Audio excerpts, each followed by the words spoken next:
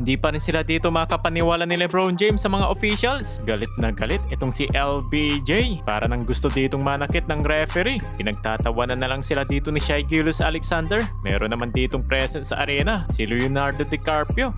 So heto na ang Game 3 ng Los Angeles Lakers versus Oklahoma City Thunder. Makabawi kaya dito sa home court ni LeBron James? Wala pa rin sila ditong Luka Doncic mga idol. O magtutuloy-tuloy na kaya dito ang panalo ng defending champion? Unang quarter, nasimulan kaagad dito ni Rui Hachimura from the wing 3-pointer. Nanggaling naman kay Luther ang unang basket ng Oklahoma City Thunder. Sinundan niya ng dunk ni Hatterstein mula sa assist ni Shai Gilgeous-Alexander. Back-to-back assist to Chet Holmgren with a backdoor dunk. Naitala naman dito ni LeBron James ng floater ang kanyang first field goal. Yun nga lang, nagsunod-sunod naman dito yung opensa ng visiting team mga idol. Pero eto, Marcus Smart from the corner triple. And nice connection naman dito ni Austin Reeves to DeAndre Ayton. Tablado ang laban at LeBron James, tinira niya naman dito ng harap-harapan itong si Shai Gilgeous-Alexander. Yun nga lang, muli naman ditong napanghawakan ng lead ng Oklahoma.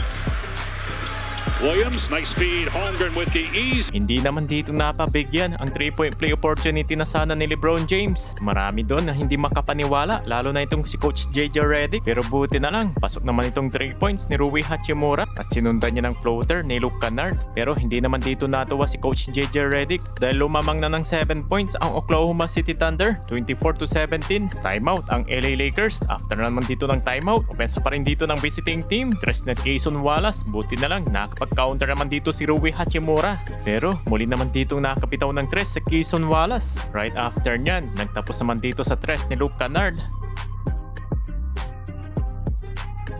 Lamang ng 6 points ang Oklahoma City Thunder. Pinapanguna naman ni Rui Hachimura sa LA Lakers na may 9 points. At leading scoring sa Thunder si Cason Wallace na may 11 points. Second quarter, nasimula naman dito ni Luke Kennard ng 3-pointer. Good start para sa LA. Ganda pa dito ng ikot ng bola. Finally, first 3 of the night ni Austin Reeves. Pero Jared McCain, ang isa sa mga hero naman dito ng Thunder. Heat check from the corner. Still, nakakontrol pa rin dito ng lead ng visiting team. Nang dahil na nga dito sa kanilang mga back-to-back field goal.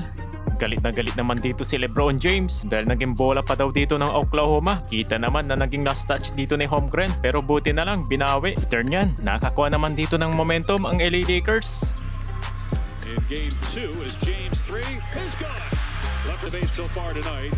Reeves, Hachimura drills another 3. Sa play naman ito, nice putback dunk dito ni Holmgren. 4 out of 5 naman dito sa tres itong si Rui Hachimura. Tatlo na lang hinahabol dito ng LA, 44-41. Pero pagtapos niyan, tinabla naman dito ni LeBron James. Present sa arena itong si Leonardo DiCaprio. Nasundan pa dito ng counted and one ni Austin Reeves. At sa wakas, nakalamang naman dito ang LA mga idol. Nalibre pa dito sa transition dunk itong si Austin Reeves with total of 9 points itong si AR-15. Solid of the bench points naman itong si Luke Kennard with total of 13 points. Unti-unti naman ditong nakahabol ang Oklahoma. Baba na lang sa 1 point ang kalamangan dito ng LA. At nakalamang naman dito ang Lakers sa halftime sa score na 59-57. 14 points si Shai Gilgeous-Alexander. Samantalang leading scoring naman si Rui Hachimura with total of 16 points.